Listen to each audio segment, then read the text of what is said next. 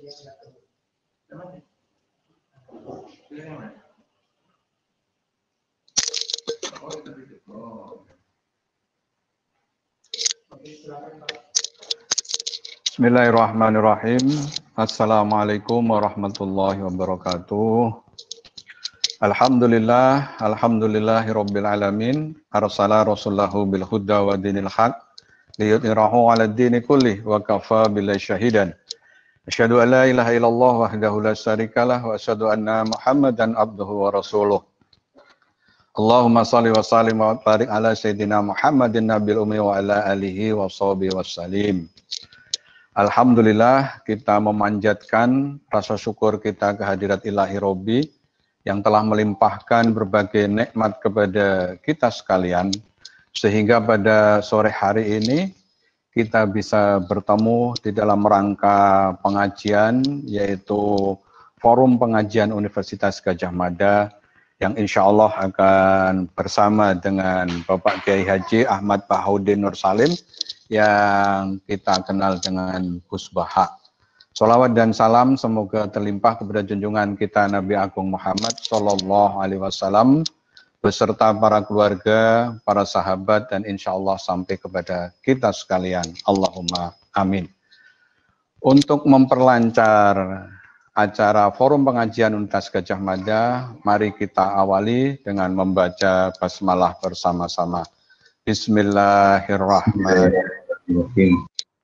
Insya Allah dengan bacaan basmalah maka acara dari awal sampai akhir akan berjalan dengan lancar dan senantiasa memperoleh keberkahan dari Allah Subhanahu wa Ta'ala. Selanjutnya akan ada sambutan. Sambutan yang pertama akan disampaikan oleh yang terhormat Profesor Nizam selaku Ketua Forum Pengajian Universitas Gadjah Mada. Kepada Profesor Nizam dipersilahkan. Terima kasih Ustadz Sentot. Yang saya hormati Kiai Haji Ahmad Bahaudin Nur Salim, Gus Baha. Yang saya hormati Pak Rektor serta seluruh pimpinan Universitas Gadjah Mada, rekan-rekan dekan dan seluruh sivitas akademika yang berbahagia, adik-adik mahasiswa sekalian. Assalamualaikum warahmatullahi wabarakatuh. Innal hamdalillah nahmadu wa nasta'inuh asyhadu an la ilaha illallah wa asyhadu anna Muhammadan abduhu wa rasuluh. Allahumma sholli wa sallim wa barik ala Muhammad wa ala alihi wa sahbihi ajmain. Sore hari ini alhamdulillah kita semua bisa bersilaturahmi meskipun lewat layar HP, layar komputer, dalam keadaan sehat walafiat, semua dalam lindungan Allah SWT. Satu kebahagiaan yang kita alami di sore hari ini, kita bisa bersilaturahmi dengan Gus Baha untuk mendengarkan tausiah-tausiah beliau di tengah akhir Ramadan ini. Insya Allah kita semua dalam menjalani ibadah Ramadan ini mudah-mudahan selalu mendapatkan ridho, berkah, hidayah, inayah dari Allah SWT dan mendapatkan maghfirahnya. Kami atas nama pengurus Forum Pengajian Gadjah Mada menyampaikan terima kasih jazakumullah khairan untuk Gus Baha yang telah berkenan untuk berbagi ilmu di sore hari ini. Saya tidak berpanjang kata karena kita sangat mengharapkan nanti mendapatkan tausiah dari Gus Baha, dan pada seluruh peserta pengajian juga TV NU, saya ucapkan terima kasih atas kehadiran kita baik secara fisik maupun kehadiran hati kita di sore hari ini. Mudah-mudahan kita semua selalu dalam lindungan Allah dan kita semua bisa melewati pandemi COVID-19 ini dengan baik dan diberikan kemudahan. Terima kasih. Wassalamualaikum warahmatullahi wabarakatuh. Waalaikumsalam warahmatullahi wabarakatuh. Terima kasih Prof. Nizam atas sambutannya selaku Ketua Forum Universitas Gadjah Mada, Forum Pengajian Gadjah Mada. Selanjutnya akan disampaikan sambutan Rektor Universitas Gadjah Mada kepada yang terhormat Bapak Profesor Panut Mulyono, dipersilahkan. Matur nuwun Pak Ustadz Sentot. Assalamualaikum warahmatullahi wabarakatuh. Alhamdulillahirabbil alamin. Assalatu wassalamu ala asrofil anbiya wal mursalin sayyidina wa maulana Muhammadin wa ala alihi washabihi ajmain, amma ba'du. Yang saya hormati dan saya banggakan Gus Baha, yang saya hormati Prof. Nizam, Ustadz Sentot, dan adik-adik mahasiswa, seluruh peserta pengajian, Bapak Ibu Dekan, Bapak Ibu dosen, Bapak Ibu tendik yang saya muliakan. Pertama, marilah kita panjatkan puji syukur kehadirat Allah Subhanahu wa Ta'ala, karena dengan rahmat, taufik dan hidayahnya sore hari ini kita dapat bersilaturahmi dalam acara pengajian Universitas Gadjah Mada. Sholawat dan salam semoga tercurah kepada junjungan kita, Nabi besar Muhammad Sallallahu Alaihi Wasallam, keluarga beliau, sahabat-sahabat beliau, dan kepada kita semua. Bapak Ibu yang saya hormati, kami atas nama Universitas Gadjah Mada mengucapkan terima kasih yang sebesar-besarnya kepada Gus Baha, kepada DPNU, dan kepada seluruh hadirin serta panitia yang telah mengatur sehingga pengajian ini dapat berjalan dengan baik secara daring. Tentu sore hari ini kita akan mendengarkan tausiah dari Gus Baha yang mudah-mudahan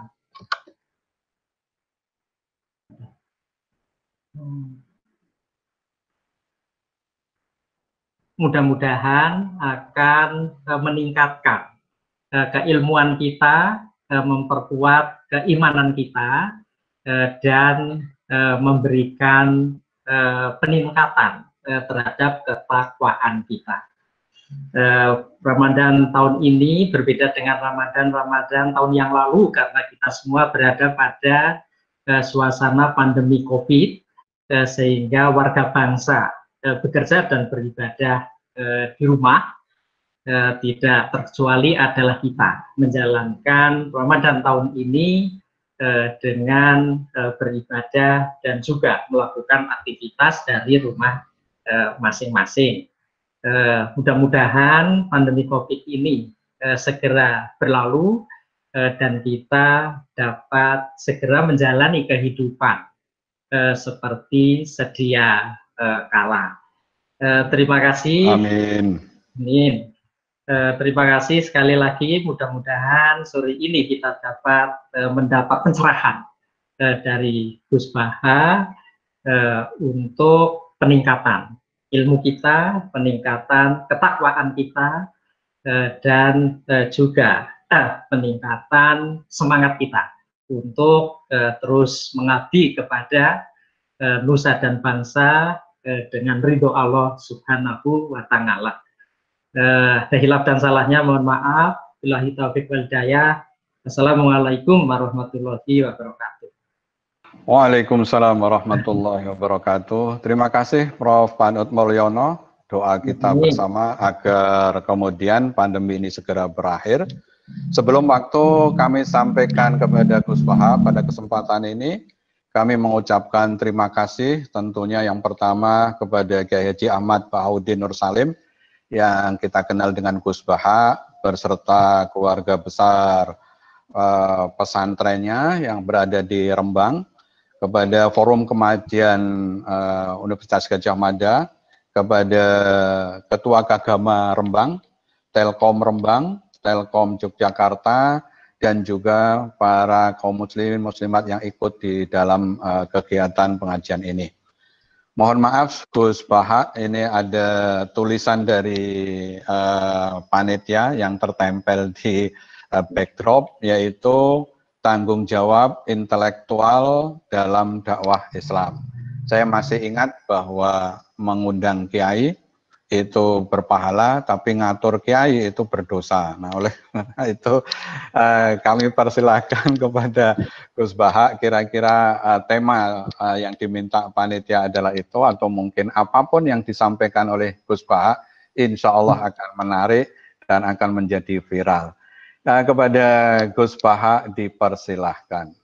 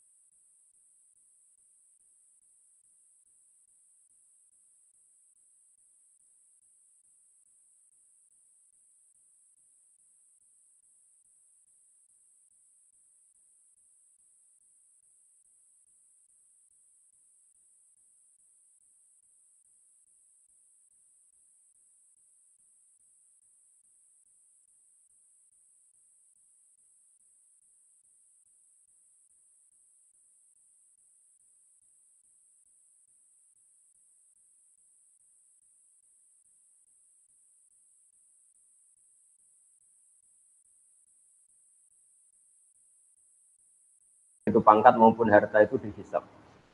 Hingga akhirnya banyak ulama yang milih miskin. Dulu miskin itu pilihan karena takut hisab. Sekarang alhamdulillah takdir. Nah, tapi teori itu ketika Imam Syafi'i berguru sama Imam Malik setelah wisuda, mungkin kalau sekarang termasuk kumplot, kata gurunya kamu harus mengaji lagi sama namanya Muhammad bin Hasan As-Syaibani. Orangnya di Irak. Akhirnya singkat cerita Imam Syafi'i menempuh perjalanan dari Madinah ke Irak. Dulu pakai onta. Ketika ketemu Muhammad bin Hasan As-Syaibani, itu di ruang tamu beliau itu banyak emas lantaan, banyak uang, banyak, kalau mungkin kalau sekarang banyak dolar, banyak sekali harta yang diletakkan di kamar tamu. Jika Imam Syafi'i ini heran, ini ulama apa ini, pedunyan itu, suka harta. Ya. Kata Muhammad bin Hasan As-Syaibani, atak jabu min hadhi. Kamu heran kalau saya kaya raya seperti ini. Iya, Anda kan ulama, harta kan banyak hisapnya. Kata beliau, kalau kamu udah ikhlas harta ini dikuasai orang soleh, tak kasihkan orang fasik. Biar dipakai judi, dipakai main perempuan, dipakai hura-hura. Wah, jangan, nanti lebih bahaya. Berarti orang soleh harus kaya. Iya, harus kaya. Sudah, berarti boleh kaya. Nah, semenjak itu mulai ada satu terobosan manhaj, terobosan metode dalam mengelola ilmu sosial. Bahwa harta tahta wanita itu bisa digunakan kebatilan, juga bisa digunakan membela hak. Wanita kita tahu al-madrasatul ula, sekolah pertama adalah perempuan. Jika kalau kita punya istri solihah, punya istri afifah yang tidak terlintas berpikiran serong, maka betapa nyamannya keluarga kita. Hingga baiti jannati, rumah kita adalah surga kita. Kalau kita punya istri solihah, punya istri afifah. Jika perempuan ini luar biasa dalam proses pendidikan umat. Jika tidak ada orang alim, tidak ada orang pinter, tidak ada orang sukses, kecuali di belakangnya ada perempuan yang hebat. Tentu makna perempuan yang paling pokok adalah ibu. Kata Imam Syafi'i, al-um al-madrasatul ula. Harta juga gitu. Kalau orang fasik, orang-orang dolim punya power, hartanya besar, maka dia bisa menggerakkan kedoliman secara masif. Begitu juga sebaliknya, kalau orang soleh yang punya harta besar, maka bisa menggerakkan kesolehan secara masif. Nah, di sini ini hebatnya Allah Subhanahu wa Ta'ala yang memandu kita dengan Al-Quranul Karim. Kita disuguhi cerita-cerita Nabi yang miskin, kayak Nabi Ayub, tapi juga disuguhi cerita-cerita Nabi yang bahkan hartanya banyak sekali, yaitu Nabi Sulaiman, Nabi Dawud. Beliau adalah seorang raja yang zaman dulu bahkan istrinya banyak, ya, karena memang zaman syariat dulu dibolehkan sampai istrinya berapa saja itu. Karena logika yang harus terbangun adalah jika kita menolong satu perempuan itu baik, maka menolong dua lebih baik, tiga lebih baik. Maka ketika seorang nabi itu pasti soleh, pasti baik, maka bisa saja secara logika dan kita benarkan dulu istrinya Nabi Dawud, Nabi Sulaiman itu baik. Tapi kenapa harus terkontrol sekarang, harus dibatasi misalnya? Logikanya juga bisa dibalik. Kalau punya istri satu aja terlantar, apalagi dua, apalagi tiga. Jadi itu terus semenjak itu ada metode. Ada metode untuk mengkontrol sosial. Jika dalam guyonan orang-orang Islam moderat sama Islam ekstrim, itu pernah terjadi perdebatan, yaitu ketika orang-orang yang sedang maksiat itu mau ya katakan saja mau dibom oleh ekstremis. Kebetulan ekstremisnya ini suka ilmu, tanya. Kalau orang-orang yang maksiat itu dibom itu gimana? Mereka kan ngotori buminya Allah dengan maksiat. Bersama yang Islam moderat dijawab, kalau mereka mati dalam keadaan maksiat, itu mereka di neraka apa di surga? Di neraka kata. Kata yang moderat, akana dzalika muradan nabi. Mereka muslim akhirnya mati masuk neraka itu apa yang diingini Nabi apa enggak? Ya enggak, Nabi inginnya umatnya masuk surga. Ya sudah, jangan dibom, biar tobat dulu baru mati katanya. Tapi biar mati biasa maksudnya. Sehingga ada metode-metode yang kita selalu akan pertanggungjawabkan di depan Allah Subhanahu wa Ta'ala. Caranya gimana? Para ilmuwan, kita yang nekuni fikih, misalnya kita sering dapat komplain ya. Gus, banyak lelaki yang bejat, bahkan saking bejatnya istrinya disuruh ikut mengedarkan narkoba, ikut membantu maksiatnya, kemudian hak talak hanya pada milik suami. Ini solusinya gimana kalau dia harus tetap di bawah tangan suami, sementara dia tersiksa karena harus melayani kebejatan suaminya, diminta mengedarkan narkoba, bahkan diminta untuk melakukan hal-hal yang buruk. Jika di Islam kemudian semenjak itu ada rumus, mulai zaman Nabi, tolak memang hak lelaki, tapi seorang perempuan itu boleh mengajukan rafa kalau di Jawa, kalau di fikih disebut faskhun nikah. Jadi seorang hakim atau yang punya otoritas wilayah kekuasaan itu boleh memisahkan suami istri jika istrinya tidak kuat, apalagi menyangkut hal-hal yang buruk, yaitu dipaksa melakukan maksiat. Jika keliru kalau dikatakan Islam itu sangat memberi hak dominasi lelaki atas perempuan, itu keliru sekali, karena sebetulnya dalam mengurai ya atau mengakhiri pernikahan itu bisa suami menceraikan atau istrinya melakukan rafa dan hakim harus mengabulkan dalam kondisi yang sangat bahaya.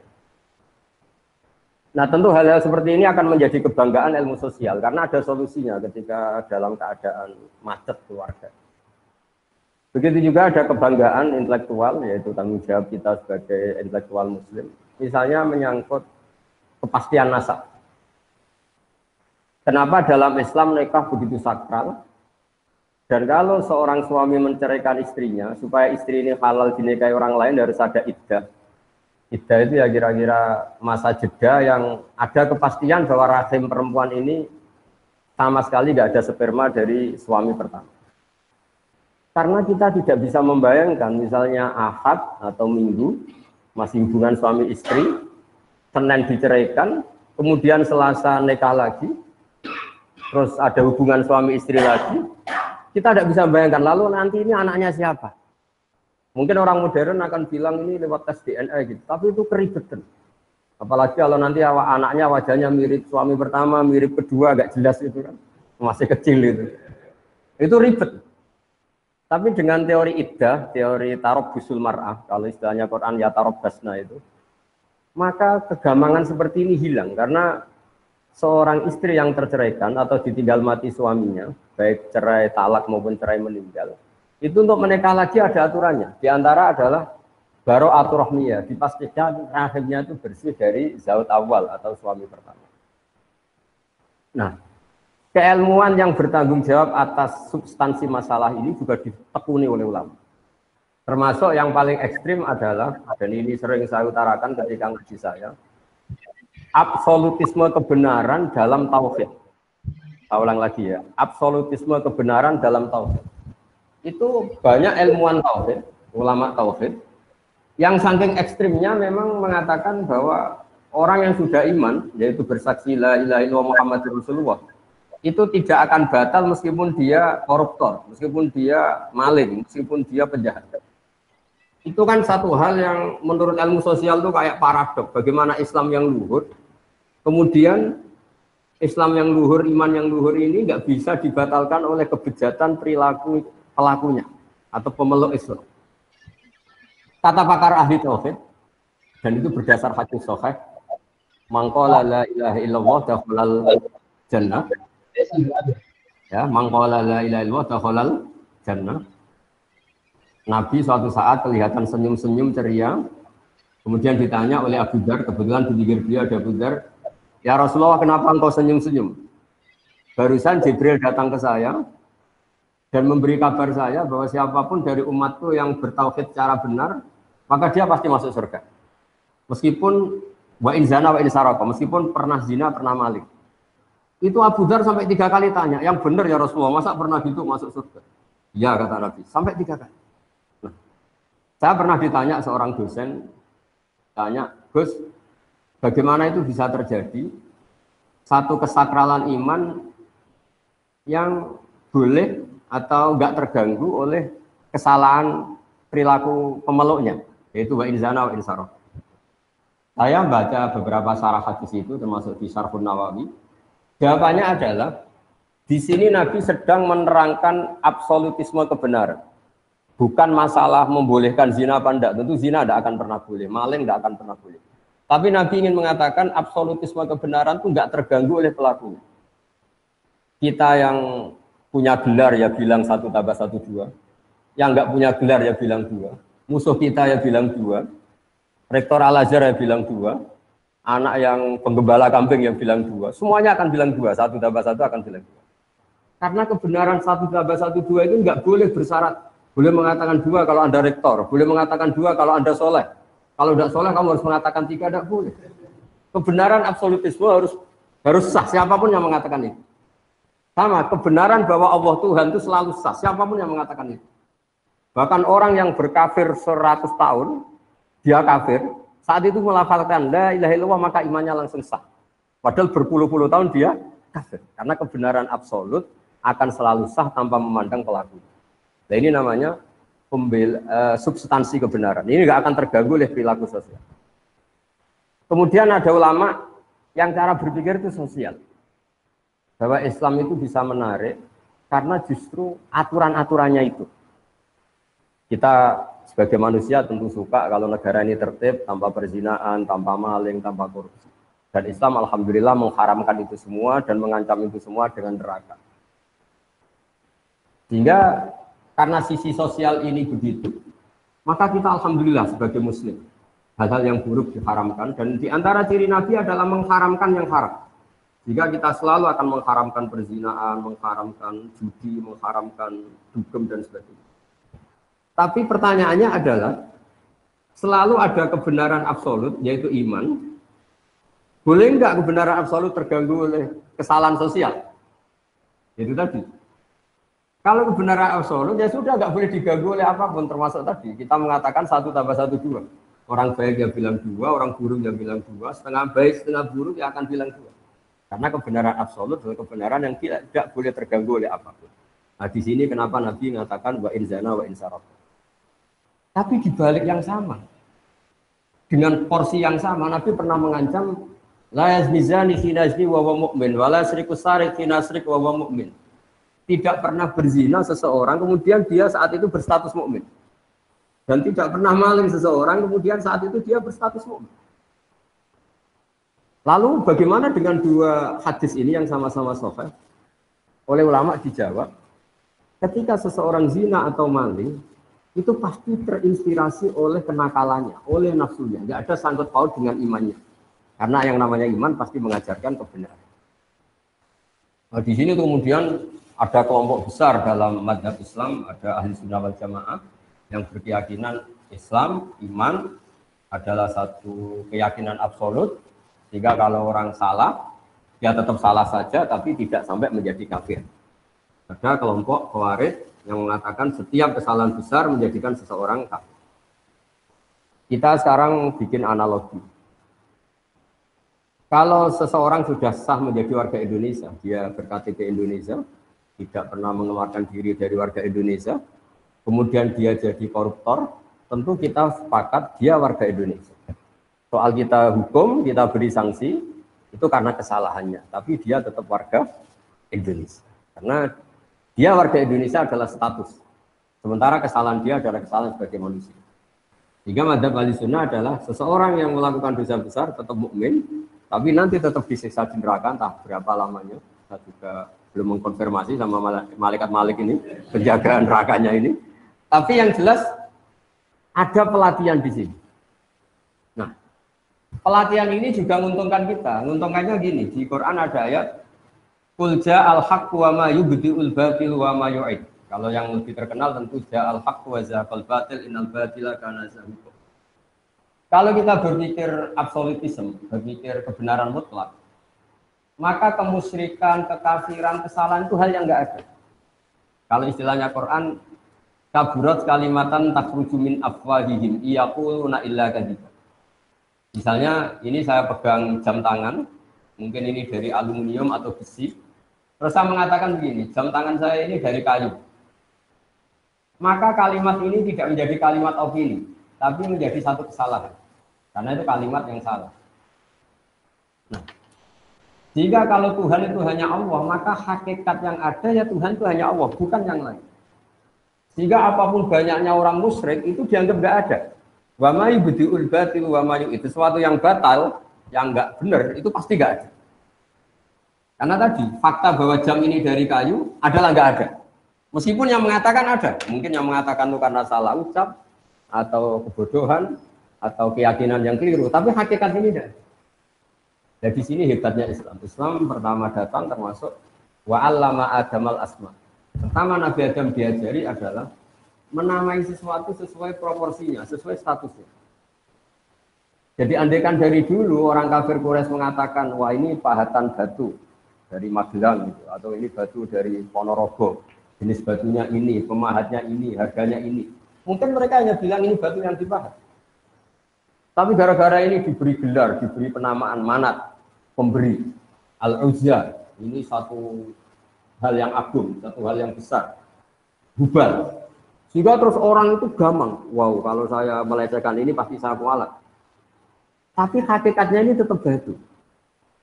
Nah, jika apakah ada Tuhan selain Allah? Ya jawabannya tidak ada, karena selalu Tuhan hanya Allah SWT.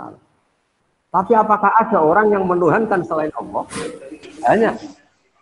Ini dibedakan antara hak selalu satu. Ya hak selalu satu dan kebatilan selalu enggak ada. Tapi yang mengatakan ada, yang meyakini ada, tapi kebatilan sendiri.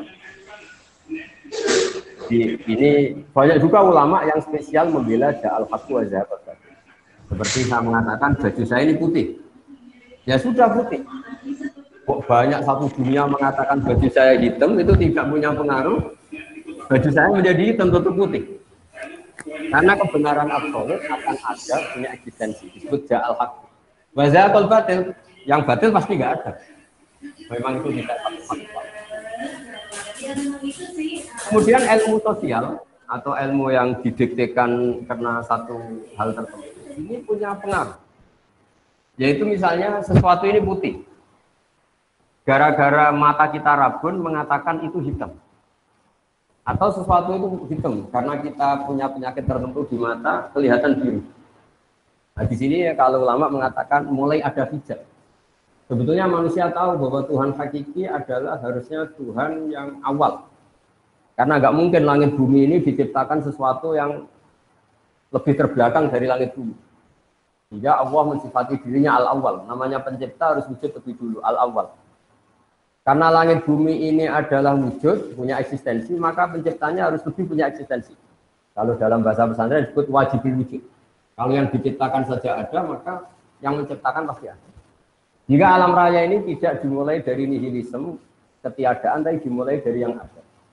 Yang ada ini oleh kita zaman kita kecil ngaji ujian wujud idam baqa. Karena eksistensi pertama seorang pencipta adalah harus wujud, harus punya eksistensi. Ini juga ada yang menekuni sendiri, namanya ilmuwan tauhid. Menekuni satu kebenaran absolut yang tidak boleh terdikte oleh ilmu-ilmu sosial. Tapi pertanyaannya adalah, apapun absolutismenya kebenaran ini, manusia itu punya sisi keterbatasan. Apapun putihnya baju ini, kita harus melatih orang yang mengatakan supaya dalam keadaan matanya normal, kondisinya normal. Karena nggak ada artinya ini secara objektif putih, kemudian yang melihat tidak normal karena matanya normal.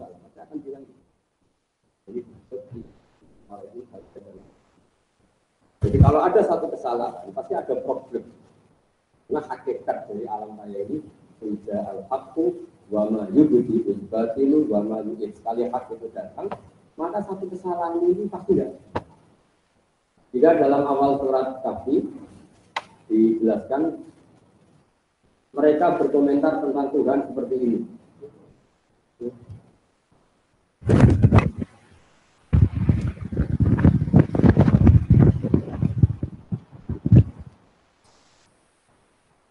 Ya, saya teruskan.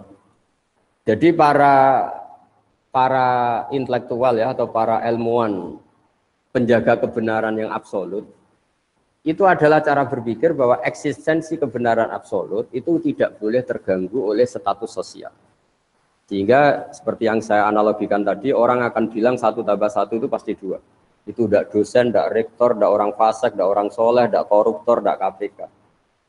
Karena untuk mengatakan kebenaran yang absolut tidak butuh kesalehan. Siapa saja sah. Di sini hebatnya Rasulullah mengatakan orang kafir 20 tahun atau 100 tahun sekali dia bersyahadat maka Islamnya langsung sah. Tanpa harus dia mensucikan diri dulu, ini itu enggak. Karena ini kebenaran yang absolut.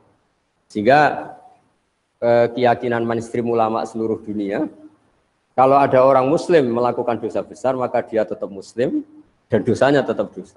Tidak boleh orang menjadi kafir hanya karena melakukan kesalahan. Sama, kita selalu warga Indonesia karena ber-KTP Indonesia, berstatus Indonesia, meskipun kita koruptor, tetap kita warga Indonesia. Nah, mulai benar-benar keluar warga Indonesia kalau kita merubah jati diri kita, KTP kita, paspor kita. Sama, kita menjadi kafir kalau sudah merubah Tuhan kita. Dari Tuhan Allah menjadi Tuhan apa, itu benar-benar menjadi kafir. Tapi selagi kita cara bertauhid adalah la ilaha illallah Muhammadur Rasulullah, maka imannya sah. Nah, kemudian yang kedua menyangkut sosial. Tapi dalam mengawal keimanan ini, nggak semudah itu tadi. Kita tidak mudah melatih orang mengatakan baju ini putih, tanpa dia punya perangkat, matanya sehat, kondisinya cerah. Karena untuk mengatakan putih itu butuh kesaksian bahwa itu putih.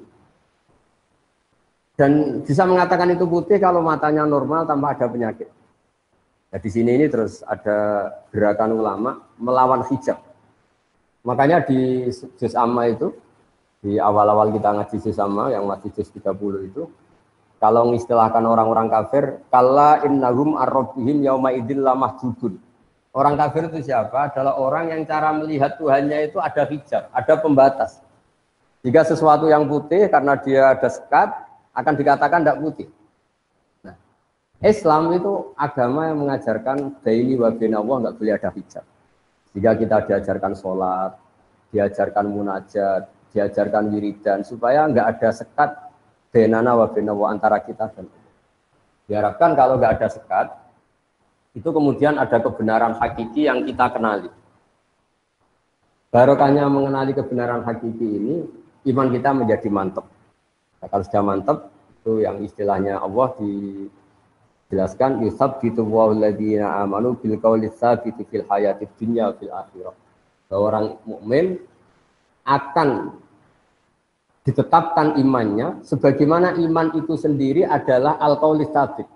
Memang satu statement atau satu status atau satu fakta yang nyata.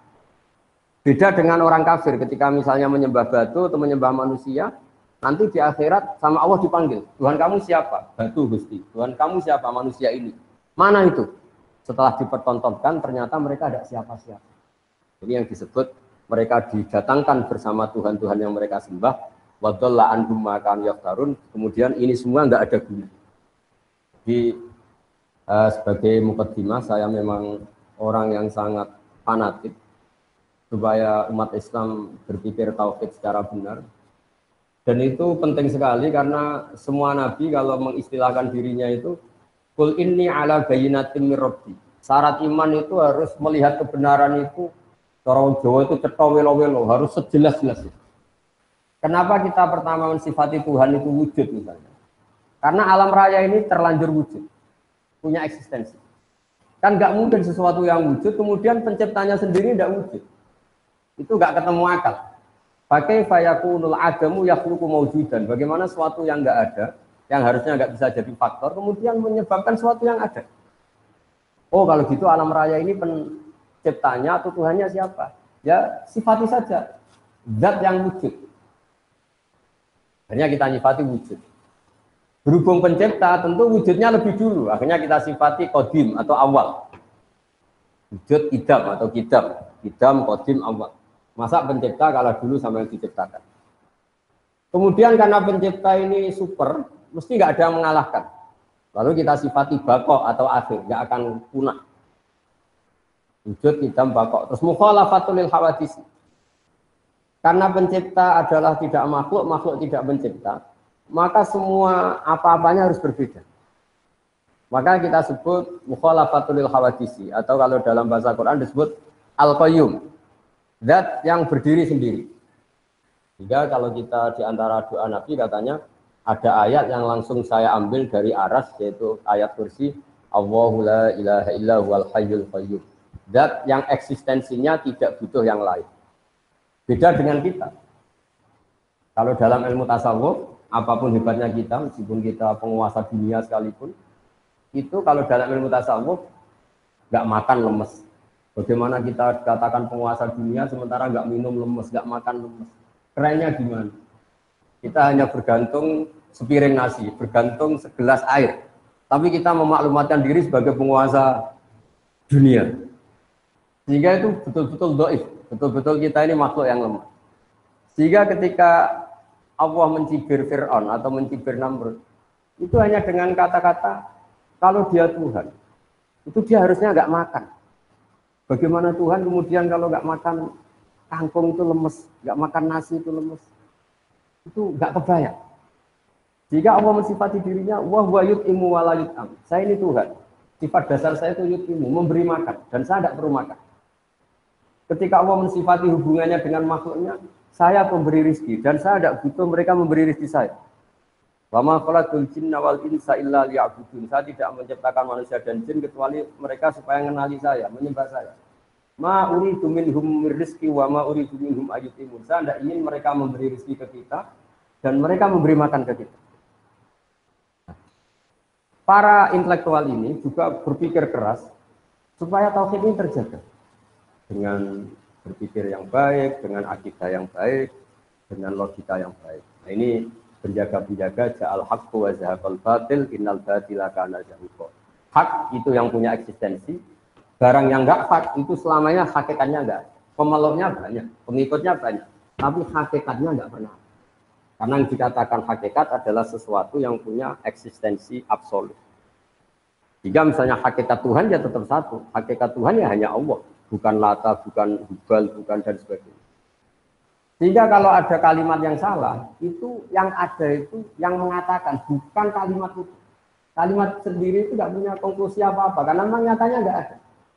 Makanya kata Allah, kaburat kalimatan takhruju min afwahihim. Itu menjadi kalimat, menjadi kata-kata, karena diucapkan oleh lisan, tapi tidak menunjuk hakikat. Jadi misalnya saya mengatakan baju saya ini hitam, itu menjadi kata-kata yang saya ucapkan. Tapi tidak menjadi kalimat yang menunjukkan kebenaran, karena itu salah. Jika kalau kalimat yang salah itu istilah Tuhan, itu kalimat yang menjadi kata-kata karena keluar dari mulut. Yang benar adalah al-ismu yadullu alal musamma. Kalau sudah menjadi kalimat, misalnya ini saya katakan jam, ya memang benar-benar jam. Kalau ini saya katakan pulpen, harus benar-benar pulpen. Yang namanya al-ismu harus ya dulu alal musamma. Namanya penamaan harus sesuai hakikat yang dinamai. Hingga ini pentingnya. Kenapa Nabi Adam pertama diajari nama? Wa 'allama Adamal asma. Karena nanti kesalahan dunia adalah kesalahan memberi nama. Sehingga banyak orang kafir Quraisy menyembah Hubal, Lata, Uzza karena memberi nama ini. Wah ini penguasa, ini pemberi. Nah, sehingga semua Nabi mengatakan pada kaumnya, in hiya illa asma'un sammaitumuha antum wa abaukum ma anzalallahu biha min sultan. Itu gara-gara Anda salah memberi nama, sehingga kemudian Anda mendewa-dewakan seperti itu. Coba kalau dari dulu batu-batu itu dikatakan batu yang dipahat, batu yang dipecah, batu yang diukir. Tentu ini nggak sakral. Tapi gara-gara ini dikatakan ini Tuhan. Kalau kamu tidak memberi sesaji maka kamu akan kena gini. Terus kayak dia mana gitu. Ya ini penting saya utarakan supaya tanggung jawab intelektual kita dalam dakwah Islam. Pertama adalah kebenaran tauhid, kebenaran absolut. Iqra' bismi rabbikal ladzi khalaq, khalaqal insana min 'alaq. Terus terakhir ini saya masih punya waktu mungkin 10 menit untuk mengawal kebenaran absolut itu juga dibutuhkan ilmu yang namanya tasawuf. Ilmu tasawuf itu ilmu yang seseorang itu disuruh berpikir objektif. Misalnya begini, saya ini seluruh di Indonesia, seluruh dunia akan biasa mengatakan baju saya ini putih. Akan mengatakan misalnya bolpen saya ini biru. Dan itu kita biasa mengatakan itu tanpa nunggu digaji. Saya tidak perlu seperti ini. Saya akan mengatakan ini putih kalau saya dibayar 1 juta.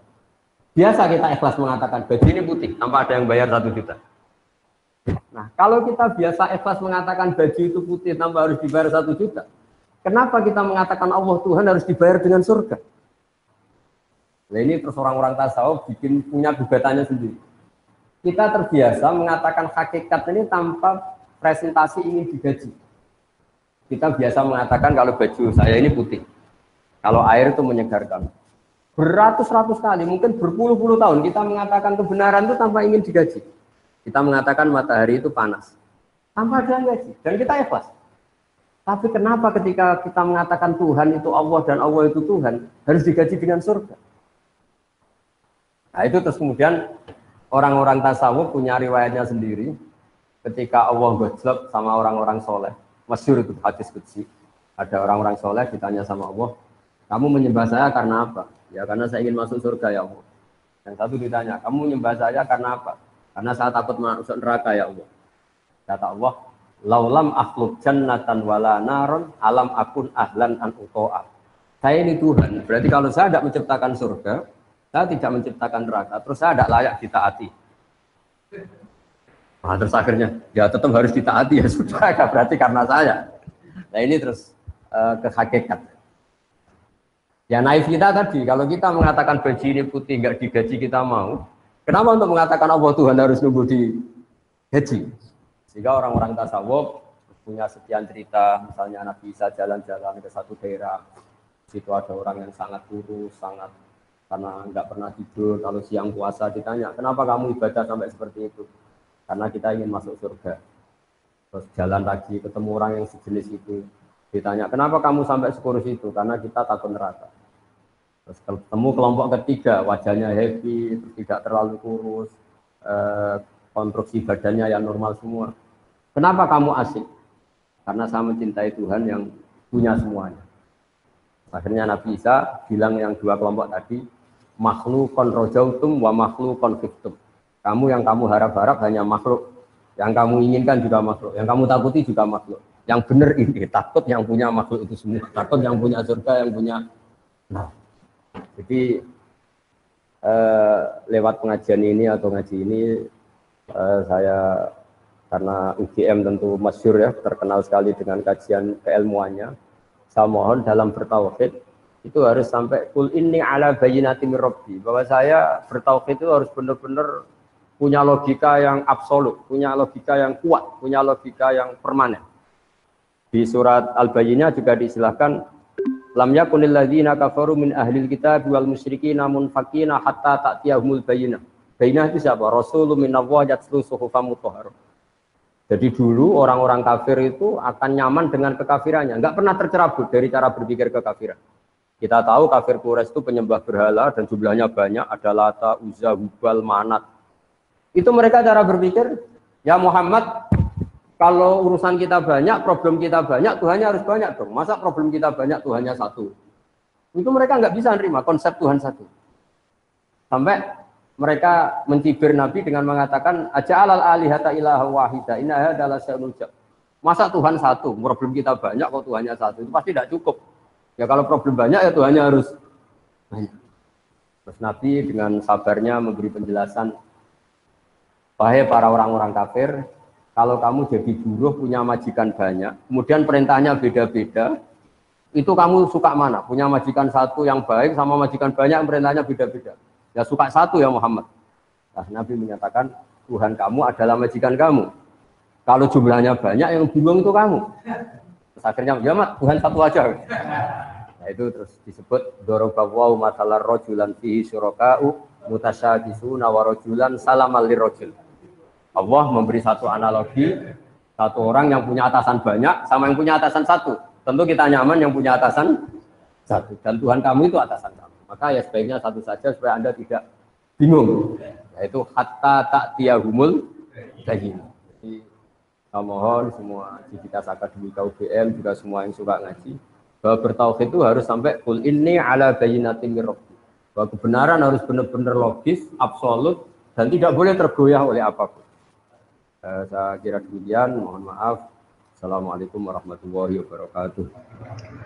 Waalaikumsalam warahmatullahi wabarakatuh. Terima kasih pada Gus Baha yang telah memberikan satu pencerahan pada kita berkaitan dengan satu landasan yang paling utama, yaitu masalah tauhid ini. Ustadz, ini ada yang bertanya terkait dengan judul yang disampaikan, yaitu tanggung jawab intelektual. Tentu di sini adalah intelektual Muslim dalam dakwah Islam, yaitu berkaitan dengan kira-kira sejauh mana sih kita ini kemudian memiliki peran dakwah. Karena kalau kita lihat ini Gus Baha ini kan gimana ya, orang yang kemudian begitu rileksnya, begitu enaknya tatkala kemudian menjawab gitu loh. Apakah engkau itu mau berjuang untuk Islam? Itu kan sudah ada tanggung jawab Allah. Nah, tetapi kan kita sebagai seorang intelektual di dalam kampus itu kan ada tadi bahwa kita sebagai seorang Muslim di sisi lain kemudian juga punya kewajiban untuk memberikan value, memberikan nilai yang sekarang itu begitu begitu banyak penawaran terhadap nilai-nilai itu. Kalau kita ingin seperti Gus Baha kan ya tidak mungkin kan gitu loh. Nah, kira-kira balik lagi, kira-kira sebagai seorang intelektual itu bagaimana berkaitan dengan proses tanggung jawab dakwah, berkaitan dengan proses belajar keagamaan. Terima kasih Gus. Oh ya. Jadi memang kenapa saya sering bikin statement Islam itu tidak usah kamu pikir, itu pasti diurusi oleh Allah Subhanahu wa Ta'ala. Sebetulnya itu bentuk counter ya, karena banyak pemikir Islam yang karena mungkin kurang baca atau nekuni Islam, justru gara-gara pikiran dia ini Islam tambah ruwet. Dan reportnya itu diatasnamakan Islam.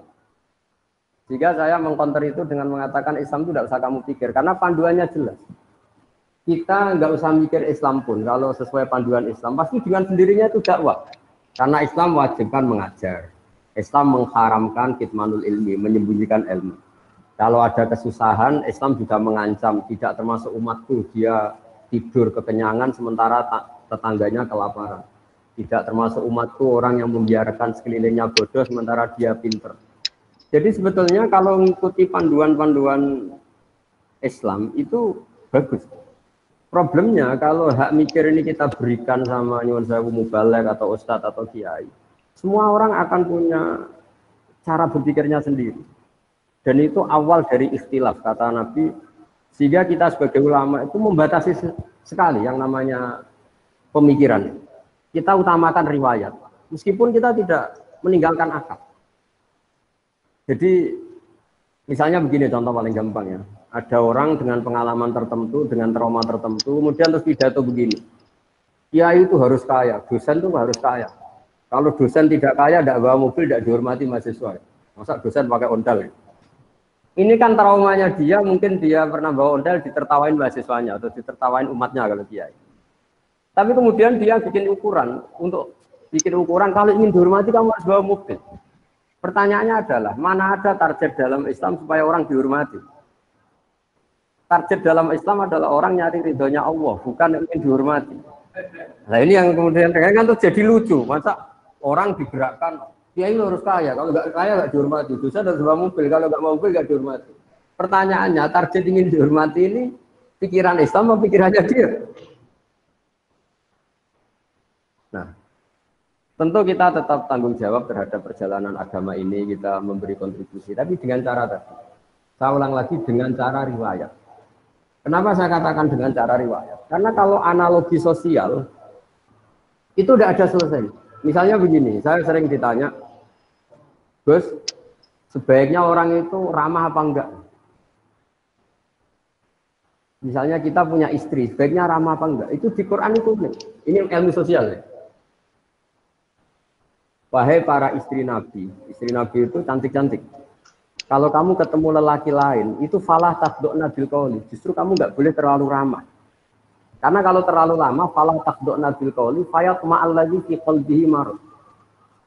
Ada perempuan cantik yang ketemu bapak-bapak ramah, senyum. Mungkin pikiran lelaki ini bukan dinilai ramah. Wah, berarti ini mau sama saya, kan jadi repot. Sehingga kalau ilmu sosial semuanya mungkin ramah yang sesuatu yang baik, tapi orang yang hatinya sakit, ada penyakitnya, kata Allah, fayat ma'alladzi fi qalbihi marad. Kita sopan sama orang sopan terkenal dermawan. Kena penipu, ini dianggap satu objek. Wah, kapan-kapan nipu orang ini ya, potongannya kok gampang ditipu. Jadi ilmu sosial itu ilmu yang mengeruwet. Karena kebaikan sosial ini akan dimanfaatkan orang-orang fasik, orang-orang durhaka untuk keburukan. Sehingga Islam itu mengelola sosial itu ya agak gampang karena memang logika sosial itu. Makanya pertama Imam Syafi'i ngaji Imam Malik itu gejolokannya gini, dan saya mengenang betul gejolokan itu. Ya Syafi'i, wahai Syafi'i, kamu punya 2 pembantu. Terus 2 pembantu ini yang satu kamu cerdas, yang satu ini cerdas, kamu perintahkan ikhla' hadhihi safra. Batu besar itu coba kamu tarik, kamu bongkar. Fa'inna tahtaha daban, karena di bawah itu ada emas. Terus yang satu nggak tanya, langsung dibongkar. Ketika yang satu langsung bongkar, ditanya, kenapa kamu nggak tanya maksud saya apa? Terus kata pembantu tadi, saya hanya ingin nurut sama jenengan. Jadi nggak penting di bawah ada emas apa enggak. Kalau yang nyuruh jenengan tetap saya bongkar. Yang satu enggak. Kalau ada apanya bos? Ada emasnya. Ya sudah saya bongkar. Kalau nggak ada emasnya ngapain? Kamu seneng mana? Kata Imam Syafi'i ya seneng yang loyal tanpa mikir. Kadang kita beragama itu butuhnya itu sami'na wa ata'na. Ya saya ulang lagi, karena sekali semua agama ini dipikir, itu nanti ya repot. Ya tadi misalnya gini, ini yang tren ya di zaman akhir. Kita misalnya mengkaji sholat. Mengkaji sholat itu ada yang fungsinya rukuk begini, fungsinya sujud begini, ini peregangan, ini pernafasan. Lama-lama sholat ini kayak senam yoga. Lama-lama ada yang tanya, banyak yang sholat kok penyakitan, ya enggak sholat kok enggak gitu. Jadi kita sebagai ulama itu mikirnya gini, enggak mungkin Allah bikin gerakan tertentu tidak ada hikmahnya. Tapi jangan sampai hikmah ini kemudian yang menjadi alasan hukum itu. Karena kalau hikmahnya rukuk misalnya peregangan, suatu saat ada gerakan tubuh yang lebih efektif untuk peregangan, lama-lama orang meninggalkan rukuk. Nah, Bapak MC, ulama itu berpikir gitu, jadi berpikir ini nuruti akal apa nuruti logika. Kalau nuruti logika tadi takutnya, misalnya puasa itu supaya sehat. Terus ada orang yang bilang, tapi saya kalau puasa malah sakit. Jadi, nah makanya dalam sisi ilmu sosial ya, logika sosial itu khazanah kita. Saya mungkin termasuk kiai muda yang punya banyak khazanah tentang dialek sosial yang diajukan Allah Subhanahu wa taala kepada para kekasihnya. Karena tebaannya itu banyak. Jadi misalnya tadi ada seorang rektor atau kiai top atau bos itu selalu mikir sama anak buah. Kemungkinannya ini menena bukan anak buah karena dipikir majikan tanpa mendelegasikan. Jadi kalau kita terlalu manja sama anak, mikir anak, nanti anaknya seenaknya dia mau mikir, pikir bapak. Jadi kalau nggak mikir, anak merasa agak disayang. Ini gimana bapak kalau nggak mikir anaknya? Nah, jadi artinya gini. Kenapa saya sering bikin statement, agama itu rasa berpikir supaya Allah. Maksud saya, takut saya pikiran ini menjadi pijakan hukum. Padahal sementara pikiran ini bikinan kita. Bukan ada riwayat bersandar dari Rasulullah Shallallahu Alaihi Wasallam. Kayak tadi misalnya kita ngomong, kalau kiai tidak bawa mobil tidak dihormati, kalau dosen nggak mobil tidak dihormati. Pertanyaannya, mana ada target dalam Islam ingin dihormati? Jadi itu sebetulnya tentang itu, bukan. Tadi kita tetap bertanggung jawab terhadap perjalanan Islam ini, termasuk hikmah-hikmah tadi. Kenapa ada kebenaran absolut yang kita jaga, yang seperti tadi yang saya katakan, tapi juga ada kebenaran sosial yang juga harus kita jaga. Jika ada hadis mangkola la ilaha illallah dakhalal jannah wa in zana wa in saraqa, tapi juga ada hadis la yazni zani fi nazni wa huwa mu'min. Karena ini untuk menjaga keseimbangan antara kebenaran absolut dengan kebenaran sosial. Ya saya kira demikian. Terima kasih Gus Bahak ya. Ada pertanyaan lain ini konteksnya adalah ada yang mengatakan tentang ilmu yang wajib ain aja wajib kifayah. Nah, ada yang mengatakan bahwa yang wajib ain itu adalah ilmu agama. Nah, wajib kifayahnya itu adalah ilmu-ilmu yang lain. Tetapi ada yang membantah, kebetulan kami ini base camp-nya ada di Fakultas Teknik. Bukankah orang tua itu mengirim belajar ke Fakultas Teknik? Atau sebaliknya, kami dari Fakultas Psikologi bahwa wajibnya itu psikologi.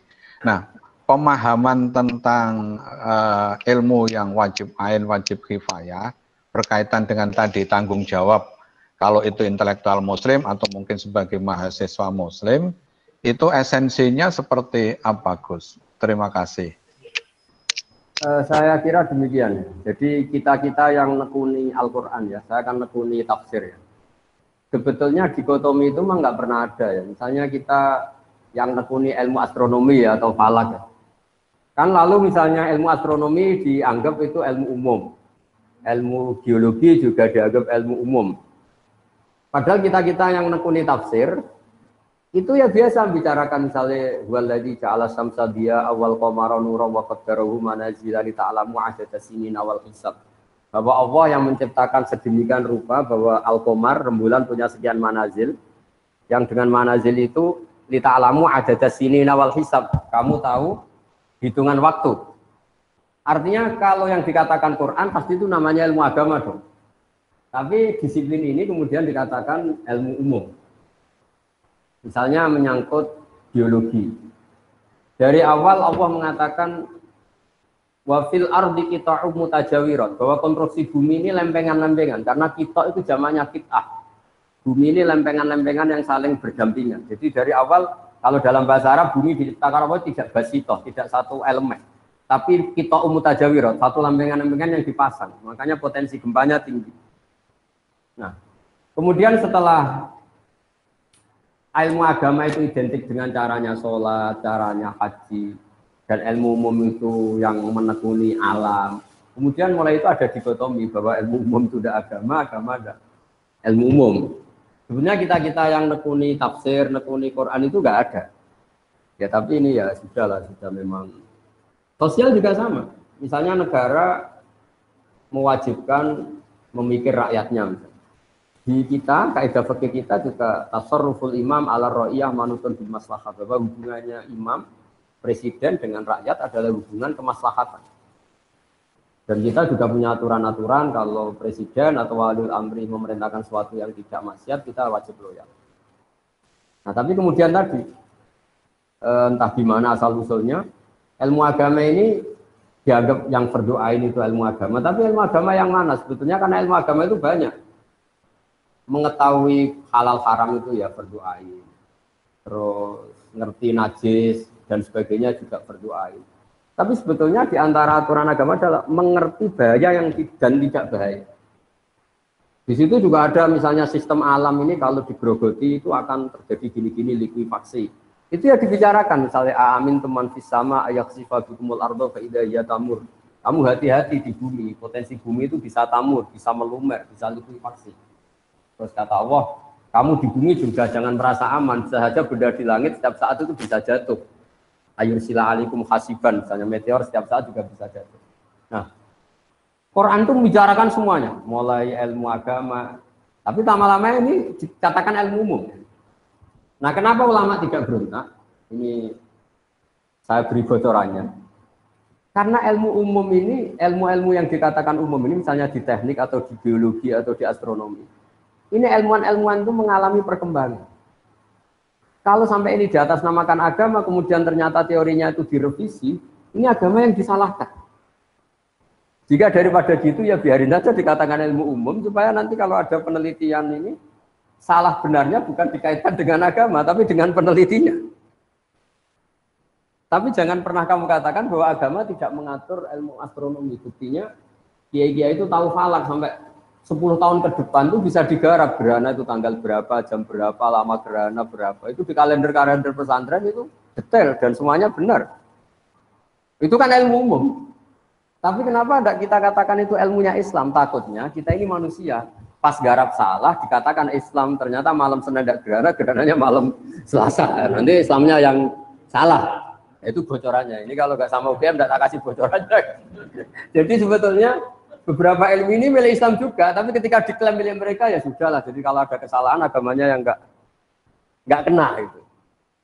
Karena apapun benarnya Islam dibawa oleh manusia. Kalau zaman Nabi pasti benar, maksudnya kita nggak Nabi. Sehingga semenjak itu ulama mengatakan jangan pernah membenarkan satu teori atau menyalahkan atas nama Islam. Takutnya yang salah itu kamu, tapi kamu atas namakan Islam. Ya saya kira demikian. Oke, ada pertanyaan terakhir ini, Ustadz, karena nampaknya Gus Bahak juga harus ada kegiatan yang lain. Ini berkaitan dengan masalah tauhid yang absolut tadi. Kemudian beliau bertanya dikaitkan dengan pemahaman kafir yang di suatu saat itu pernah menjadi rame itu loh. Jadi esensinya sebenarnya seperti apa sih definisi atau hal yang terkait dengan kafir yang kemudian dikaitkan dengan surat ya ayyuhal kafirun. Saya kira ini pertanyaan yang terakhir karena Gus Bahak ada kegiatan yang lain. Terima kasih Gus. Ya, saya pikir itu harus dianalisis dengan kepala dingin, dengan analisis keilmuan. Bahwa pengkelompokan itu nggak bisa dihindari, karena itu fakta sosial. Tapi setelah dikelompokkan, tentu kita sebagai muslim yang baik, tetap mengajak pihak yang lain, mengajak siapa saja untuk lebih baik, lebih benar. Jadi misalnya, istilah kafir, istilah munafik, istilah apa saja. Memang mau tidak mau, memang kita mau tidak mau harus mengelompokkan sesuai pilihan-pilihan orang-orang itu. Tapi itu normal saja secara keilmuan. Tapi Islam selalu maqulu linnasi husna, kepada siapa saja kamu harus berkata-kata yang baik, bermuamalah secara baik. Sehingga misalnya Islam membolehkan perang, itu nunggu udina lil ladzina yuqatalun. Kalau kamu diperangi baru boleh perang. Wa akhrijuhum min haitsu akhrajukum. Kalau kamu diusir baru boleh usir. Jadi kalau penstatusan yang seperti itu, ibarat ginilah, kita punya mahasiswa yang nakal ya, yang sering bolos. Ya kita sebut wahai mahasiswa yang bolos. Tapi memang kata bolos itu harus disematkan karena dia sedang berstatus seperti itu.